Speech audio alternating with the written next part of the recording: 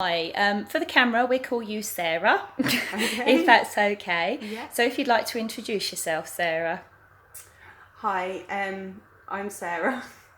My son is 6 years old, and I am also a carer for him. He is currently in year 1, about to go into year 2 at school. He has a long list of sort of complex needs. He has been diagnosed with autism, learning difficulties. He also has congenital heart disease and had to have major life-saving heart surgery when he was a week old, and needs regular heart checks and will need that for the rest of his life with the possibility of future heart surgery. He has epilepsy. On a good week he has about 10 seizures a week. On a bad week he can have that in a day or within an hour. He also has asthma and bilateral coloboma, which is an eye defect, which means that his pupils don't react to light appropriately, so they let in too much light and can cause him severe pain in certain lighting. He's visually impaired and has to wear glasses to correct this. He also has a weak immune system, so is unwell a lot.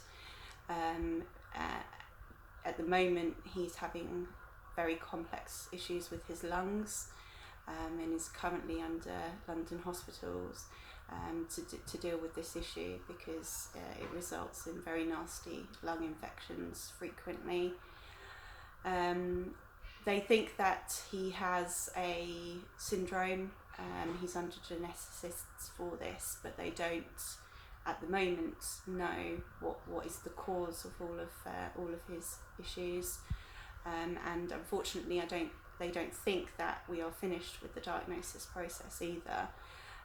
He's also got sort of mobility issues, in terms of he's got hypermobility in all of his major joints, and has had sort of hernias and things due to this. So there's a long list of different needs. So what care do you get any social care for your little man? No, so basically my son goes to a special school, and at the moment he uses the holiday club that they run there, but that's pretty much the only support we've been given. And that's in a local school in East Sussex? That's in East Sussex, Yeah. He has only been at that school since January this year, and prior to that we had no support. He was placed in a mainstream school, and the school were unable to cope with him. So who suggested he should go into a mainstream school? That was a local authority. They said that they felt that his needs could be met there. I think that what's quite deceiving with him is that he has good verbal skills, and people think that because of this that he would be fine in a mainstream school, but he has significant communication difficulties, so he can't hold two-way conversations very easily, and obviously his learning was massively impacted, and therefore his behaviour spiralled, and that's without factoring in all of the medical needs as well. And so was he safe in a mainstream school, do you think? No, he had the whole time he was there he had to have one-to-one support, so he had to have an adult with him all the time. And because the schools have no money, they were only able to provide this for a couple of hours a day. So what happened then? Then I would have to pick him up and take him home. So were you given paperwork when you took him home, exclusion paperwork? No, I was just told that. At first I was told it was transition, but once we hit past 6 months I realised this wasn't transition, this was a permanent permanent thing, that they were unable, and I kept asking them to increase his hours at school, and they did increase to 2 full days and 3 part days initially, but then they took the afternoon support away and told me that they couldn't provide him with any support because there was no money, and as a consequence it was unsafe to have him in school during that time. So Okay, and how long did that go on for? That went on for nearly about 16 months. So So he wasn't in school full time for 16 months. No, not. And his needs weren't being met for 16 months. No. Now that's just to do with his EHC plan, and his special school place. So tell me a little bit, because obviously he's got very complex health needs. Tell me a little bit about what's been going on between health and social care. So we've when my son wasn't in school, very often I was desperate for some support.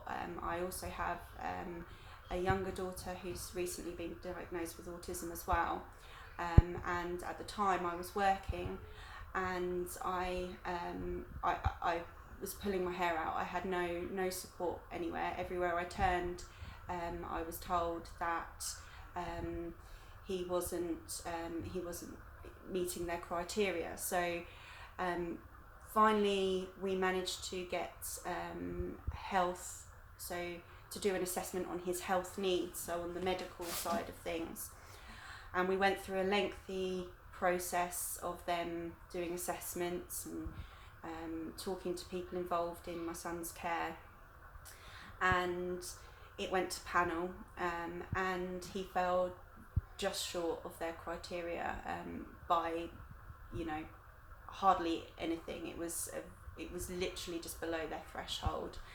So what did health say? When they saw that, did they feel they could help? Did they want to help? They really want. I felt that they really wanted to help us. That they could see that there was a need there. That he was just fallen short of their criteria, and that and he had all of his sort of behaviour needs as well. And by this point, I actually had to give up my job.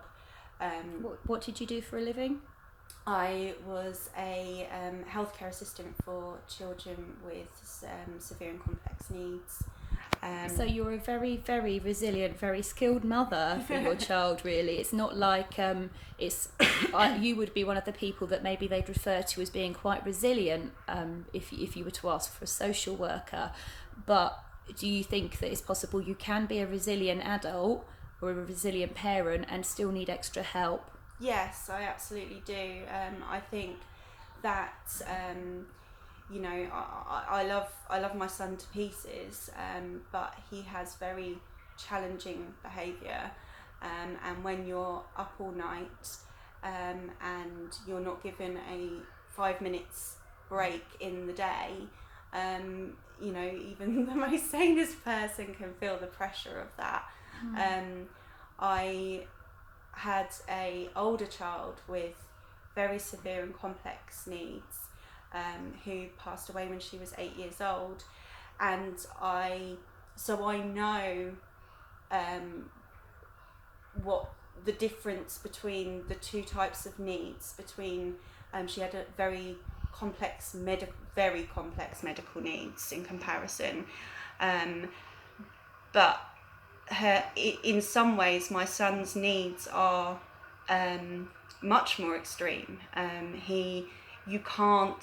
For instance, you can't go for a shower because you do that and he's trying to electrocute himself. How old is he? He's 6. And no awareness of danger at all? No awareness of danger. Does he seek out danger? Yeah, he's interested in the cause and effect of things. So he may know something is dangerous, but that won't stop him from going ahead and doing it anyway, because he wants to see the effects of that. So even if he appears to have taken in what you're saying and understands the danger behind something, it doesn't mean that he's not going to do it. He would still go ahead and do it anyway. Have you asked for a social care assessment? Yes, I have. Once Health had done their assessment, they referred us to social services for a social care assessment. Now, I have approached social services in the past asking for help and support, and had been refused, and been told to contact Health because apparently his health needs outweighed his social care needs. Then obviously Health said that his social care needs outweighed his health needs, so back to social care we went.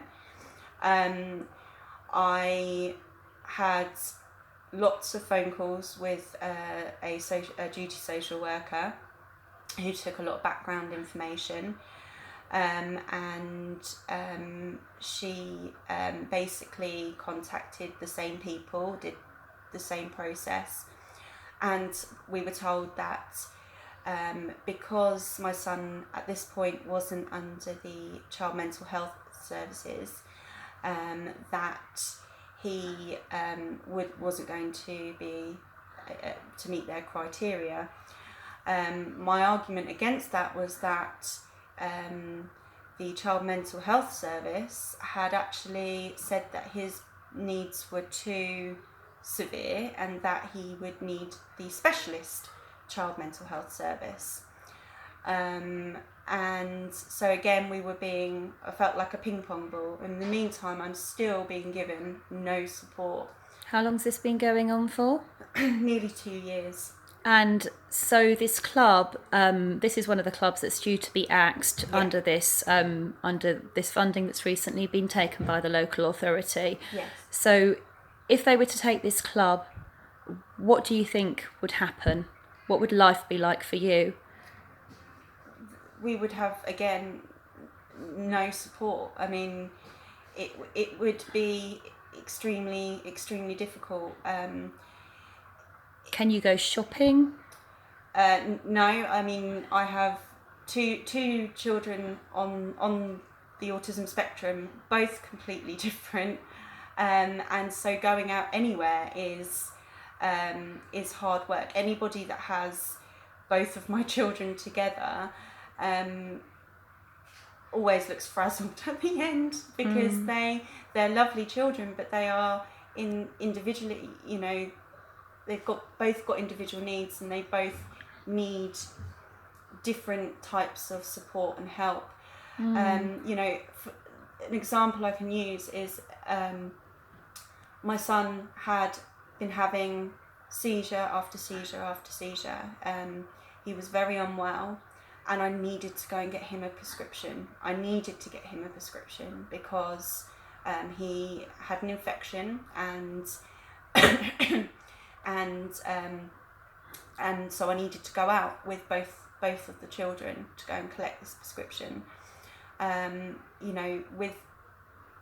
With no support on my own, with two children in that situation, is incredibly difficult. You've got a child that's fitting, and you've got another child who at this point was 2 years old, and has her own needs, and I'm trying to get out to get this prescription. There's no support, but by having these places that the children, like my son, can go to, he's able to get out and socialise, but he's also given the support. So if he has seizures and things while he's there, they can deal with that. They can care for him.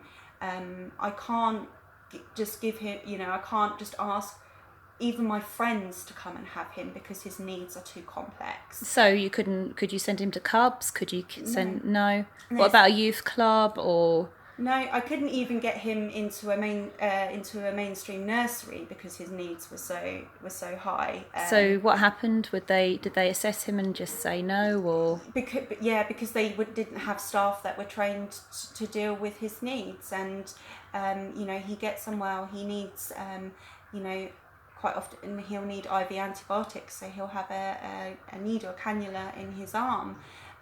You can't just rock up to a normal scout group and say, oh, is that okay? That they haven't got the facility to deal with that. Whereas at these clubs they do, and it means that he has the opportunity to go and do something that's not with his mum and dad. That is something just for him. He really enjoys baking and making lots of mess. And when he's there, he can do those things and he can be himself. He can just be himself. And without those clubs, what is there? Because in my opinion, that there are so many children that are falling between the gap, and this is the only thing that's being able to be offered to them as a support.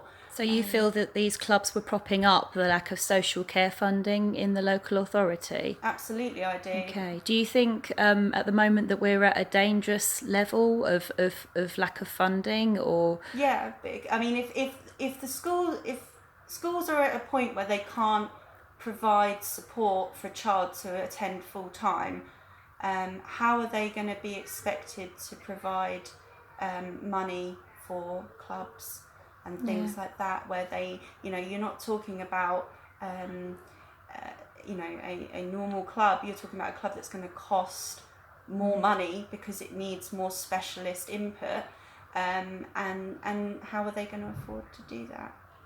Yeah. Okay, is there anything else you want to say?